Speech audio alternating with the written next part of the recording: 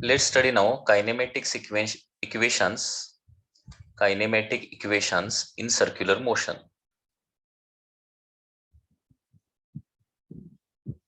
In circular motion, एक kinematic equation आपण generally कधी यूज करतोय जर ऍक्सलरेटेड सर्क्युलर मोशन असेल, म्हणजे ज्या सर्क्युलर मोशन मध्ये अँग्युलर ऍक्सलरेशन आहे अल्फा आहे, त्याच सर्क्युलर मोशन मध्ये हे कायनेमॅटिक इक्वेशन आपण यूज करू शकतो. जसे लिनियर मोशन मध्ये कायनेमॅटिक इक्वेशन, ट्रान्सलेशनल मोशन मध्ये कायनेमॅटिक इक्वेशन आहेत, तसेच सर्क्युलर मोशन मध्ये देखील कायनेमॅटिक इक्वेशन्स आहेत. म्हणजे हे लक्षात कशी ठेवायची, आता एका साइडला मी लिनियर मोशन मधले कायनेमॅटिक इक्वेशन लिहितो आणि त्याच्यावरूनच सर्क्युलर मोशन मधले कायनेमॅटिक इक्वेशन लिहिणार आहे. तर हे इक्वेशन तुम्हाला माहिती असतील, जे ट्रान्सलेशनल मोशन किंवा लिनियर मोशन मध्ये आहेत, आणि ते कुठले आहेत बघा. phi is equal to u plus at. So this is the first kinematic equation. Second, हे कुठले आहेत, लिनियर किंवा ट्रान्सलेशनल मोशन मधले आहेत. त्याच्यानंतर s is equal to ut plus half at square, किंवा यालाच काय म्हणतो आपण, that is s is equal to omega 1, sorry, s is equal to u plus phi by 2 into t. Okay, so second kinematic equation जे आहे ते ut plus half at square आहे, आणि याच्यामध्ये ऍक्सलरेशनची जर व्हॅल्यू ठेवली तर आपल्याला सेकंड कायनेमॅटिक इक्वेशन या फॉर्म मध्ये देखील आपल्याला मिळणार आहे, that is s is equal to u plus phi by 2 into t. Okay, after that third kinematic equation is phi square is equal to u square plus 2as. बरोबर. Okay, third kinematic equation is phi square is equal to u square plus 2as, आणि fourth equation आहे displacement in nth second, that is u plus a in bracket n minus half. हे equation बऱ्यापैकी तुम्हाला माहिती असतील. आता याच्यावरूनच काय करणार आहे आपण, सर्क्युलर मोशनचे कायनेमॅटिक इक्वेशन्स लिहिणार आहे. सर्क्युलर मोशनचे कायनेमॅटिक इक्वेशन्स, आणि हे सर्क्युलर मोशनचे कायनेमॅटिक इक्वेशन्स कसे येणार बघा. तर पहिलं इक्वेशन येणार आहे, that is omega 2 is equal to omega 1 plus alpha into t. म्हणजे काय केलंय बघा, फक्त सिमिलर टर्म्स इथे यूज केलेले आहेत. ओके, म्हणजे जशा लिनियर मोशन आणि सर्क्युलर मोशन मध्ये ज्या सिमिलर टर्म आहेत त्या इथे यूज केलेले आहेत. फी म्हणजे काय असतं, फायनल लिनियर व्हेलॉसिटी. ओमेगा 2 म्हणजे काय असणार आहे, final angular velocity. Okay, so omega 2 is equal to, त्याच्यानंतर यू म्हणजे काय, इनिशियल लिनियर व्हेलॉसिटी. ओमेगा 1 म्हणजे काय असणार आहे, इनिशियल अँग्युलर व्हेलॉसिटी. ए म्हणजे लिनियर एक्सेलरेशन, अल्फा म्हणजे काय असणार आहे, अँग्युलर एक्सेलरेशन, आणि टी म्हणजे काय असणार आहे, time. Second kinematic equation, S ऐवजी काय येणार आहे, इथं लिनियर डिस्प्लेसमेंट आहे, तर त्याच्याऐवजी इथं काय येणार आहे, अँग्युलर डिस्प्लेसमेंट येणार आहे. So theta is equal to u च्या ऐवजी omega 1 into t plus half as it is, a च्या ठिकाणी काय येणार आहे, alpha into t square. So this is the second kinematic equation in circular motion. After that second kinematic equation असं पण लिहू शकतो, that is theta is equal to omega 1 plus omega 2 divided by 2 into t. त्याच्यानंतर third kinematic equation, that is v square is equal to u square plus 2as. याच्यामध्ये fee square म्हणजे काय लिहिणार आहे आपण, ओमेगा 2 स्क्वेअर लिहिणार आहे. You square म्हणजे काय लिहिणार आहे, ओमेगा 1 स्क्वेअर लिहिणार आहे, plus 2 into alpha into s म्हणजे काय प्लेस करणार आहे तिथं, थीटा. आणि fourth equation, that is s n. S n च्या ऐवजी काय लिहिणार, theta n, that is angular displacement in n second. जसं इथं linear displacement in n second असणार आहे, तसं इथं angular displacement in n second is equal to omega 1 plus alpha in bracket n minus half. तर अशा प्रकारे हे सर्क्युलर मोशनचे कायनेमॅटिक इक्वेशन्स आहेत. म्हणजे जसे लिनियर मोशन मध्ये कायनेमॅटिक इक्वेशन आहेत, तसेच सर्क्युलर मोशन मध्ये कायनेमॅटिक इक्वेशन्स आहेत. ओके, म्हणजे याच्यामध्ये तुम्हाला सिमिलर टर्म काय लक्षात ठेवायचे आहेत. फी म्हणजे काय असतं, फायनल व्हेलॉसिटी असतं, त्याला सिमिलर काय होणार आहे, फायनल व्हेलॉसिटीला फायनल अँग्युलर व्हेलॉसिटी. तसं यू म्हणजे इनिशियल लिनियर व्हेलॉसिटी असतं, त्याला सिमिलर काय होणार आहे, initial angular velocity. Acceleration, linear ऍक्सेलरेशनला सिमिलर काय घ्यायचं आहे, अँग्युलर ऍक्सेलरेशन घ्यायचं आहे. ओके, आणि लिनियर डिस्प्लेसमेंटला सिमिलर काय घ्यायचं आहे, अँग्युलर डिस्प्लेसमेंट घ्यायचं आहे. ओके, ह्या सिमिलर टर्म वापरून हे सर्क्युलर मोशनचे कायनेमॅटिक इक्वेशन्स येत आहेत. Okay, so kinematic equation in circular motion पुन्हा एकदा मी इथे लिहितोय. फर्स्ट आहे ω2 is equal to ω1 plus alpha into t. Second, theta is equal to ω1 t plus half alpha into t square, किंवा ते असं पण लिहू शकतो ω1 plus ω2 divided by 2 into t. Third आहे that is ω2 square is equal to ω1 square plus 2 alpha theta. And fourth आहे angular displacement in n second is equal to ω1 plus alpha in bracket n minus half. हे equation तुम्हाला लक्षात ठेवावे लागणार आहेत. Okay, याला म्हणतात kinematic equations in circular motion. Okay, so these are the 4 equation that you should remember. आणि हे इक्वेशन कधी वापरायचे आहे, जर युनिफॉर्मली ऍक्सलरेटेड सर्क्युलर मोशन असेल तर, म्हणजे ज्या सर्क्युलर मोशन मध्ये कॉन्स्टंट अँग्युलर ऍक्सलरेशन अल्फा आहे, त्याच सर्क्युलर मोशन मध्ये हे इक्वेशन आपण यूज करू शकतो. आता या इक्वेशन्स रिलेटेड प्रॉब्लेम्स कसे येतात, ओके, ते आपल्याला बघायचे आहेत. आता सुरुवातीला सिंपल बघूया. फर्स्ट कायनेमॅटिक इक्वेशनचं एक एक्झाम्पल बघूया. A body starts rotating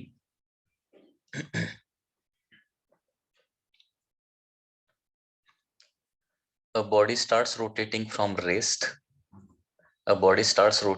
rest with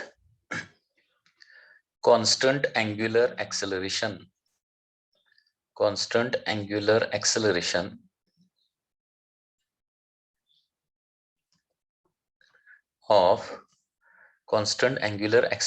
of 5 radian per second square. Calculate final angular velocity.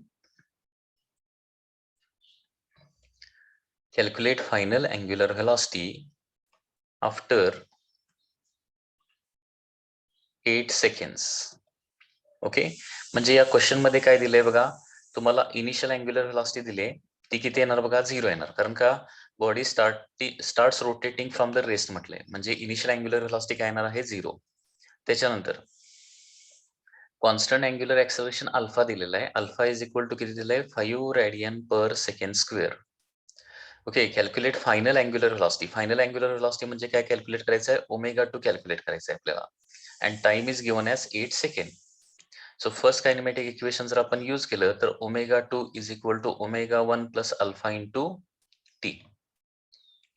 So ω2 calculate करायचं आहे आपल्याला. ω1 आहे 0, अल्फाची व्हॅल्यू आहे 5 आणि टाइम आहे 8. सो ω2 येणार आहे 5 into 8, this is equal to 40 radian per second. आता सेकंड कायनेमॅटिक इक्वेशन कधी वापरणार, तर सेम क्वेश्चन मध्ये तुम्हाला काय विचारलं, suppose angular displacement in 8 second विचारलं, तर आपल्याला सेकंड कायनेमॅटिक इक्वेशन यूज करावं लागणार. Angular displacement in 8 second. Next question, in above question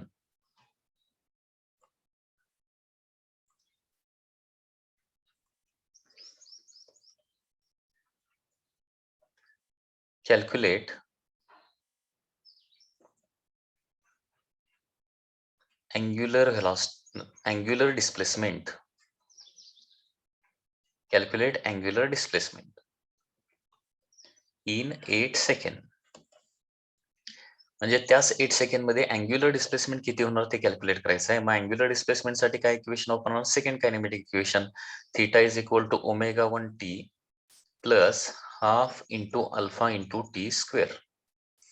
so theta is equal to ω1 किती आहे, 0, टाइम इज 8 प्लस हाफ, अल्फाची व्हॅल्यू किती आहे 5 इंटू टी स्क्वेअर म्हणजे किती होणार आता, 8 चा square, that is 64. So angular displacement होणार आहे 64 डिवायडेड बाय 2 म्हणजे किती होणार आहे, 32. सो 32 इंटू 5, 160, युनिट काय येणार आहे, रेडियन.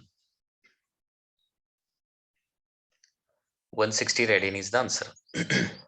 आता याच क्वेश्चन मध्ये असं पण विचारलं जाऊ शकतं की how many number of revolution completed in 8 second. Number of revolutions म्हणजे कायनेमॅटिक इक्वेशन वर कसे क्वेश्चन येतात बघा. Number of revolutions completed in 8 second म्हणजे त्या 8 सेकंड मध्ये किती रिव्हॉल्युशन कम्प्लीट झालेले असतील. ओके, तर हे कसं काढणार. नंबर ऑफ रिव्हॉल्युशन एन काढायचं आहे, कॅपिटल एन. स्मॉल एन नव्हे, स्मॉल एन आपण फ्रिक्वेन्सीला सिम्बॉल यूज करतोय. तर नंबर ऑफ रिव्हॉल्युशन कसे काढायचे, capital N is equal to. तर तुम्हाला हे माहिती पाहिजे की एका रिव्हॉल्युशन मध्ये किती अँग्युलर डिस्प्लेसमेंट होते. तर एका रिव्हॉल्युशन मध्ये डिग्री मध्ये सांगायचं झालं तर 360 डिग्री होणार. एक रिव्हॉल्युशन म्हणजे 360 डिग्री होणार अँग्युलर डिस्प्लेसमेंट. म्हणजेच काय होणार आहे, एका रिव्हॉल्युशन मध्ये 2 पाय रेडियन अँग्युलर डिस्प्लेसमेंट होणार. इथं किती किती अँग्युलर डिस्प्लेसमेंट झाली आहे, 160. ओके, म्हणजे लक्षात घ्या नंबर ऑफ रिव्हॉल्युशन काढण्यासाठी तुम्हाला टोटल अँग्युलर डिस्प्लेसमेंट थीटा अगोदर कॅल्क्युलेट करावं लागेल आणि त्या आलेल्या थीटाला काय करावं लागेल, 2 पायने डिवाइड करावं लागेल. 2 पायनच का डिवाइड करायचं लक्षात आलं का बघा. कारण एका रिव्हॉल्युशन मध्ये अँग्युलर डिस्प्लेसमेंट होते 2 पाय. सो थीटा आहे 160 डिवायडेड बाय 2 पाय, that is 80 divided by pi, that is 80 divided by 3.14. so 80 divided by 3.14 हे केल्यावर आन्सर किती येणार बघा.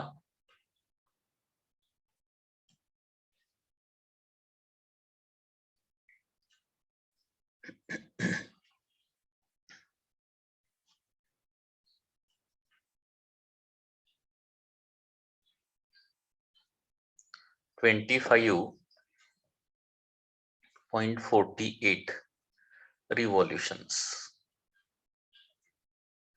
ओके, म्हणजे 8 सेकंड मध्ये किती रिव्हॉल्युशन झालेले असणार आहेत, 25.48 रिव्हॉल्युशन्स कंप्लीट झालेल्या असणार आहेत. ओके, लक्षात आलं का बघा. Angular displacement in 8 second. Angular displacement theta एकदा मिळालं की त्याच्यावर नंबर ऑफ रिव्हॉल्युशन काढायचं असेल तर काय करायचं, 2 पायने डिवाइड करायचं. हे नेहमी लक्षात ठेवा. नंबर ऑफ रिव्हॉल्युशनचा क्वेश्चन आला, नंबर ऑफ रिव्हॉल्युशन कॅल्क्युलेट करा म्हटलं तर तुम्हाला कुठलं तरी एखादं इक्वेशन वापरून अगोदर अँग्युलर डिस्प्लेसमेंट थीटा कॅल्क्युलेट करावं लागेल आणि त्या आलेल्या थीटाला काय करावं लागेल, 2 पायनं डिवाइड करावं लागेल. कारण 2 पायनच का डिवाइड करायचं, कारण एक रिव्हॉल्युशन म्हणजे 2 पाय अँग्युलर डिस्प्लेसमेंट असते. ओके, तर हे झालं फर्स्ट कायनेमॅटिक इक्वेशन आणि सेकंड कायनेमॅटिक इक्वेशन. आता सेकंड कायनेमॅटिक इक्वेशन मध्ये जो सेकंड फॉर्म आहे त्याचा देखील एक सर्टन टाइप ऑफ प्रॉब्लेम बघूया. Okay, that is theta is equal to omega 1 plus omega 2 divided by 2 into t. Okay, तर याचा क्वेश्चन कसा येतोय बघा.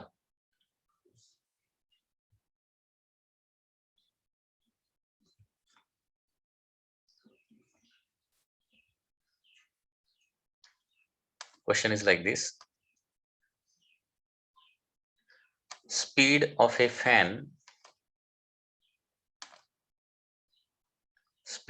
fan changes from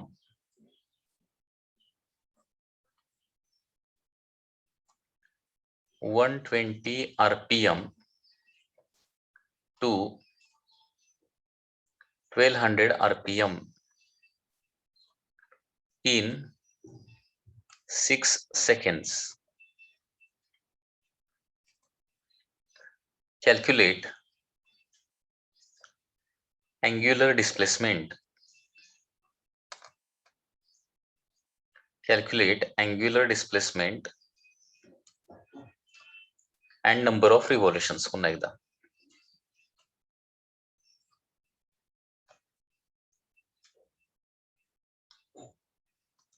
number of revolutions म्हणजे या क्वेश्चन मध्ये N1 तुम्हाला दिलेला आहे 120 revolutions per minute RPM. Okay, so 120 divided by 60 म्हणजे किती होणार आहे, हे 2 आरपीएस होणार. त्याच्यावरून ओमेगा 1 काढूया. ओमेगा 1 म्हणजे काय असतं, 2 पाय N1. सो 2 पाय इंटू 2 म्हणजे किती येणार आहे, दॅट इज 4 पाय.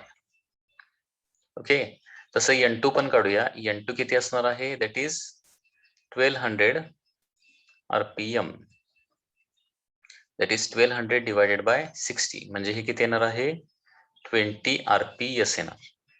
याच्यावरून ओमेगा 2 काढूया. ओमेगा 2 म्हणजे 2 पाय n2 that is 2 pi into 20 so it will be 40 pi.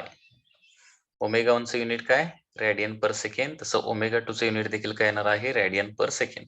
आता ओमेगा 1 ओमेगा 2 मिळालंय, टाइम देखील दिलेला आहे 6 सेकंड आणि आपल्याला अँग्युलर डिस्प्लेसमेंट थीटा काढायला सांगितलंय. मग थीटाचा फॉर्म्युला काय आहे, initial angular velocity, final angular velocity आणि टाइम माहिती असेल तर तुम्हाला थीटाचा हा फॉर्म्युला यूज करावा लागेल.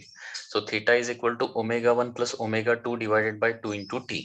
ओके, सो ओमेगा 1 किती आहे दॅट इज 4 पाय प्लस ओमेगा 2 किती आहे 40 पाय डिवायडेड बाय 2 आणि टाइम किती दिलेला आहे it happens in 6 second. So 44 divided by 2, 4 plus 40 म्हणजे 44 ना, 44 डिवायडेड बाय 2 म्हणजे 22 पाय इंटू 6 म्हणजे किती होणार आहे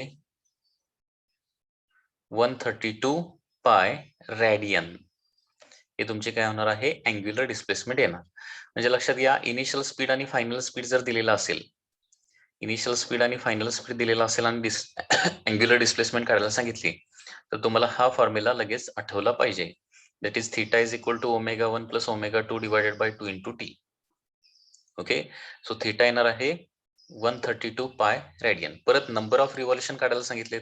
नंबर ऑफ रिव्हॉल्युशन कसं काढायचं असतं बघा. नंबर ऑफ रिव्हॉल्युशन काढण्यासाठी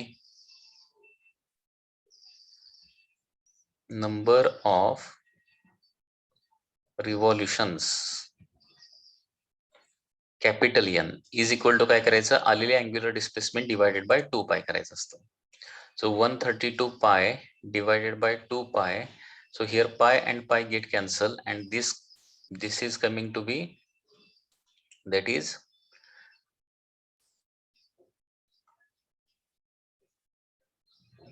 66. याला युनिट काय येणार आहे रिव्हॉल्युशन्स 66 रिव्हॉल्युशन्स. सो नंबर ऑफ रिव्हॉल्युशन काय होणार आहे एवढ्या टाइम मध्ये 66 रिव्हॉल्युशन कंप्लीट होणार आहेत. Okay, so this is the use of the second kinematic equation. त्याच्यानंतर आता थर्ड कायनेमॅटिक इक्वेशन कसं यूज करायचं. थर्ड कायनेमॅटिक इक्वेशन आठवते का बघा. That is omega 2 square is equal to omega 1 square plus 2 alpha theta. Okay, omega 2 square is equal to omega 1 square plus 2 alpha theta. आता इथं पुन्हा एकदा कसं येणार बघा. Question may be like this, speed of A fan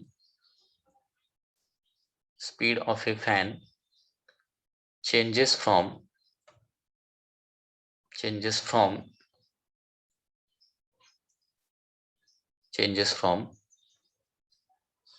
900 RPM to 0. म्हणजे एक fan switch off केलेला आहे आणि स्पीड ऑफ द फॅन काय झालेला आहे 900 RPM to 0 झालेला आहे. Okay, due to angular retardation of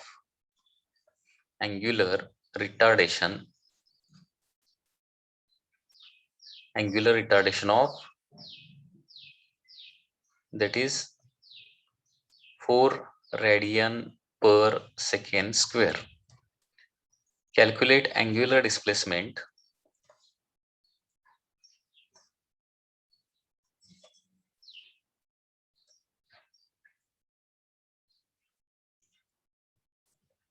and number of revolutions.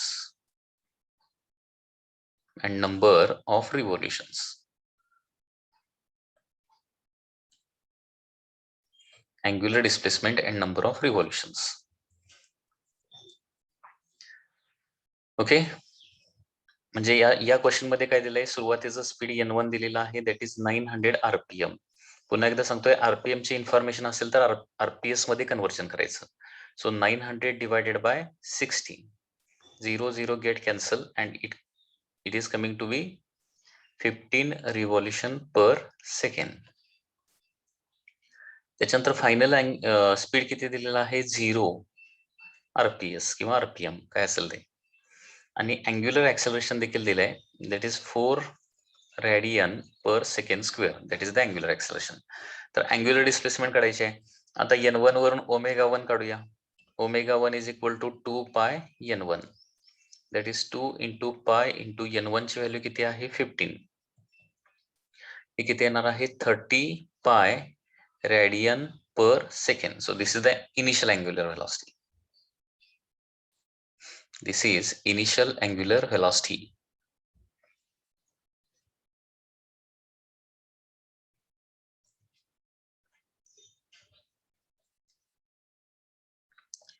त्याच्यानंतर नेक्स्ट आहे that is final angular velocity. Final angular velocity काय येणार आहे 0 येणार आहे आणि ऍक्सेलरेशन किती दिलंय 4 रेडियन पर सेकंड स्क्वेअर दिलंय. आता हे थर्ड कायनेमॅटिक इक्वेशन जर यूज केलं by third kinematic equation by third kinematic equation. By third kinematic equation काय येणार बघा, दॅट इज अल्फा जे आहे ते ऍक्च्युली मायनस मध्ये लिहायला पाहिजे बिकॉज इट इज रिटार्डेशन असं म्हटलेलं आहे. अँग्युलर रिटार्डेशन म्हणजे -4 radian per second square. Third kinematic equation काय आहे omega 2 square is equal to omega 1 square plus 2 alpha into theta. Omega 2 square is 0 square, omega 1 square is 30 pi bracket square plus 2 retardation आहे -4 into काय येणार आहे theta. So 0 is equal to 900 pi square -8 theta. Okay, so therefore 8 theta is equal to 900 pi square. So theta is equal to 900 pi square divided by 8. Okay, 900 pi square divided by 8. So this is the angular displacement. याचं further calculation तुम्ही by using log table करू शकताय. आणि number of revolution पुन्हा एकदा कसे काढायचे आहेत, नंबर ऑफ रिव्होल्यूशन्स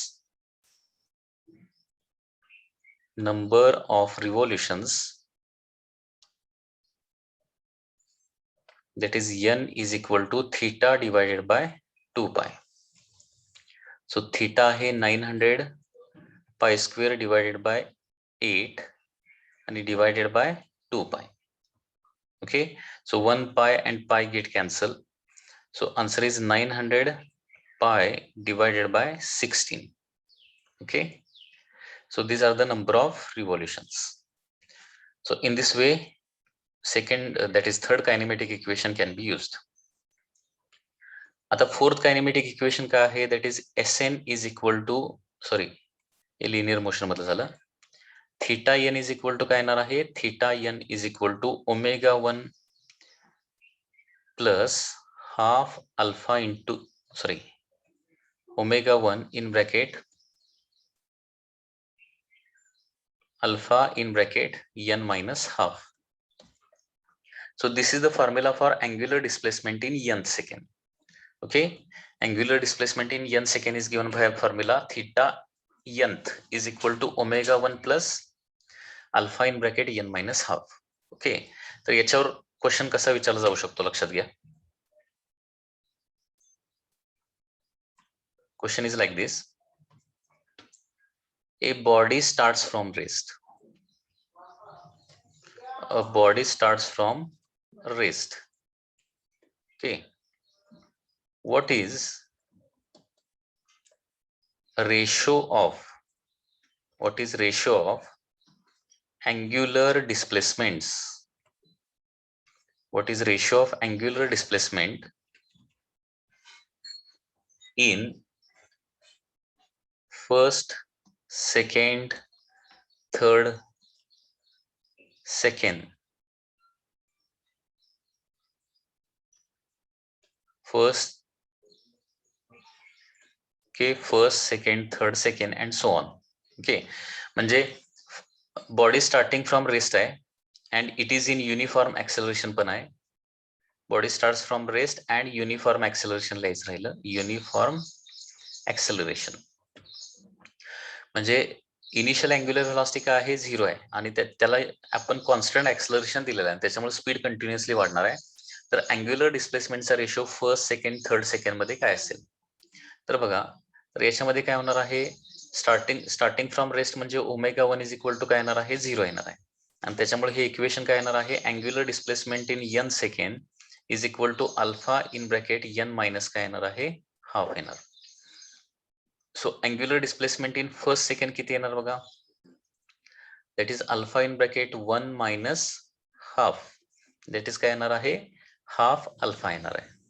त्याच्यानंतर angular displacement in second second किती येणार आहे, alpha in bracket okay 2 minus half, म्हणजे किती येणार आहे, 2 मायनस हाफ म्हणजे 3/2 अल्फा येणार. त्याच्यानंतर angular displacement in third second किती येणार आहे, alpha in bracket 3 minus half येणार, म्हणजेच किती येणार आहे, 5/2 अल्फा येणार आहे. आणि याचा रेशो विचारलाय आता, अँग्युलर डिस्प्लेसमेंटचा रेशो.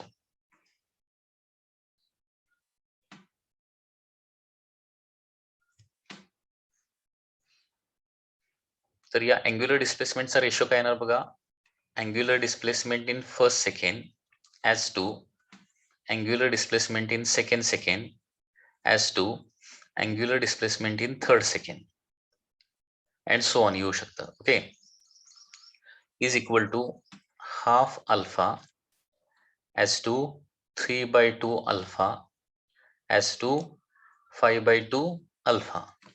आता कॉमन टर्म जे आहे दॅट इज अल्फा/2 अल्फा/2 अल्फा/2 निघून जाईल आणि रेशो येणार आहे 1:3:5 येणार. लक्षात येत आहे.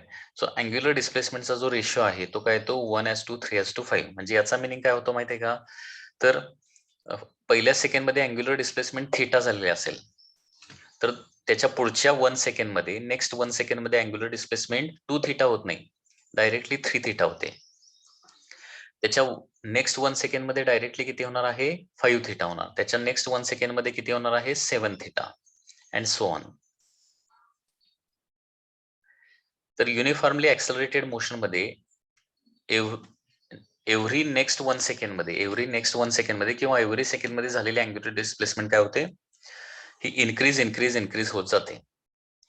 म्हणजे फर्स्ट सेकंड मध्ये थीटा झालेला असेल तर सेकंड 1 सेकंड मध्ये 3 थीटा, त्याच्या पुढच्या 1 सेकंड मध्ये 5 थीटा, त्याच्या नेक्स्ट 1 सेकंड मध्ये किती होणार आहे, 7 theta and so on. Okay, इथं अँग्युलर रिटार्डेशन म्हणजे स्पीड जर कमी होत जात असेल तर त्याला काय म्हणतो आपण, रिटार्डेशन असं म्हणतो. ओके, ऍक्सेलरेशनचा अपोजिट वर्ड आहे तो. ओके, सो निगेटिव्ह ऍक्सेलरेशन म्हणजे रिटार्डेशन. ऍक्सेलरेशन म्हणजे काय, स्पीड वाढत जाणं, आणि रिटार्डेशन म्हणजे काय, स्पीड कमी होत जाणं. ठीक आहे, म्हणजे क्वेश्चन मध्ये अँग्युलर ऍक्सेलरेशन लिहिलेलं असेल तर ते ऍक्सेलरेशन म्हणजे अल्फाची व्हॅल्यू काय येणार आहे, पॉझिटिव्ह येणार आहे. आणि जर रिटार्डेशन असेल तर काय येणार आहे, अल्फाची व्हॅल्यू निगेटिव्ह येणार आहे, रिटार्डेशन म्हटलं तर. त्याला रिटार्डेशन किंवा डिसेलरेशन असं म्हटलं जातं. ओके, तर या पद्धतीनं हे जे कायनेमॅटिक इक्वेशन आपण 4 कायनेमॅटिक इक्वेशन जे बघितलेले आहेत त्याचे प्रॉब्लेम जे आहेत ते हे प्रॉब्लेम आहेत. हे प्रॉब्लेम थोडेसे व्यवस्थित प्रॅक्टिस करायचे आहेत. म्हणजे तुम्हाला अगोदर गिवन इन्फॉर्मेशन काय दिली आहे ते समजलं पाहिजे, आणि अकॉर्डिंग टू गिवन इन्फॉर्मेशन कुठलं कायनेमॅटिक इक्वेशन सुटेबल आहे ते तुम्हाला ठरवता आलं पाहिजे. ओके, आणि त्याच्यानुसार तुम्हाला कॅल्क्युलेशन करायचं आहे.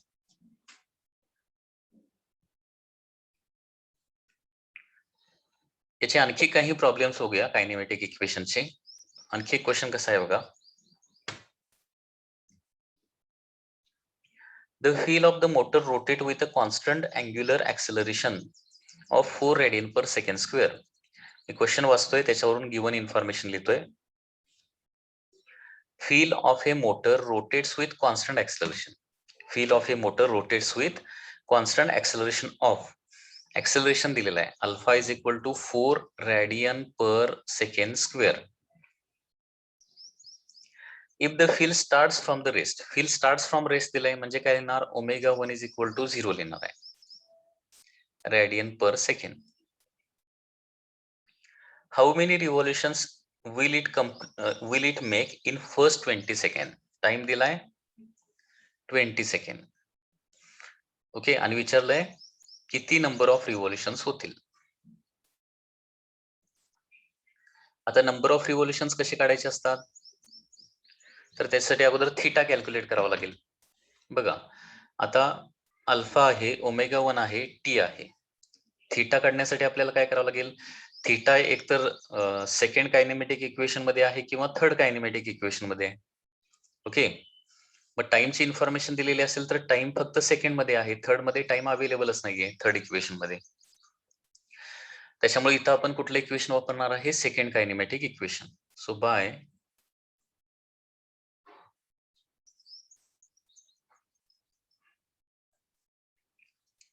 सेकंड कायनेमॅटिक इक्वेशन काय होणार बघा, theta is equal to omega 1 t plus half alpha t square. Okay, so theta is equal to starting from rest omega 1 t, ही टर्म जी आहे ती झिरोच होणार आहे. हाफ ऍक्सेलरेशन दिलेला आहे 4, टी स्क्वेअर म्हणजे 20 square. So theta is equal to 2 into 400, 2 न 4 ला डिवाइड केलं 2 राहणार, 2 into 400 that is equal to 800 radian. ही काय झाली तुमची अँग्युलर डिस्प्लेसमेंट झाली 800 रेडियन. आणि आता नंबर ऑफ रिव्होल्युशन कसे काढायचे,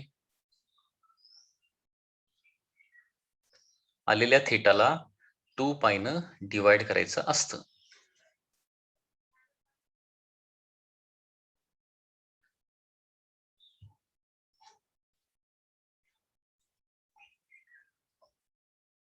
So therefore number of revolutions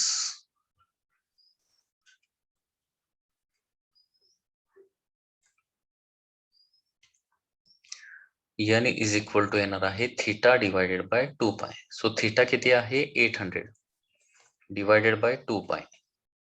so n येणार आहे 400 डिवाइडेड बाय पाय, that is 400 divided by 3.14. So n ची व्हॅल्यू किती येणार बघा,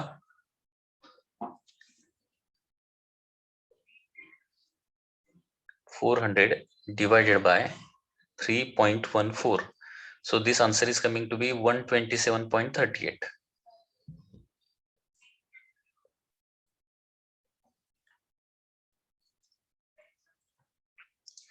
तर एवढे नंबर ऑफ रिव्होल्युशन होतील. म्हणजे क्वेश्चन मध्ये नेहमी लक्षात ठेवा, नंबर ऑफ रिव्होल्युशन जर दिली तर तुम्हाला काय कन्सिडर करायचं आहे, नंबर ऑफ रिव्होल्युशन कसे काढायचे आहेत. नंबर ऑफ रिव्होल्युशन विचारले तर अगोदर थीटा कॅल्क्युलेट करावा लागेल आणि आलेल्या थीटाला 2 पाय ने डिवाइड करावं लागणार आहे. Okay,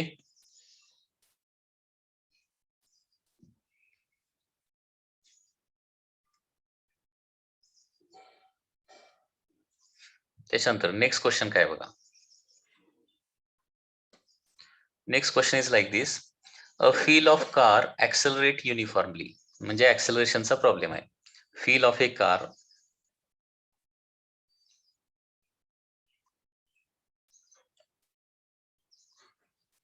accelerates uniformly from rest.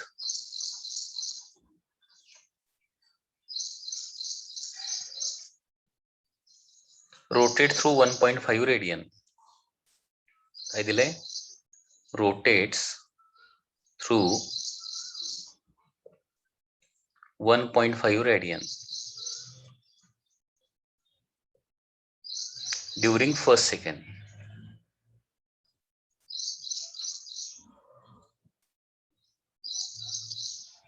During first second, find the angle rotated during the next second.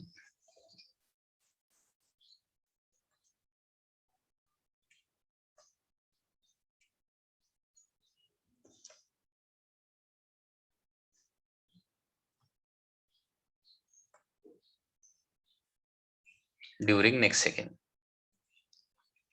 म्हणजे याचं कॅल्क्युलेशन कसं येणार बघा, तर याच्यामध्ये गिवन काय बघा, a wheel of the car accelerate uniformly from rest, rotate through 1.5 radian.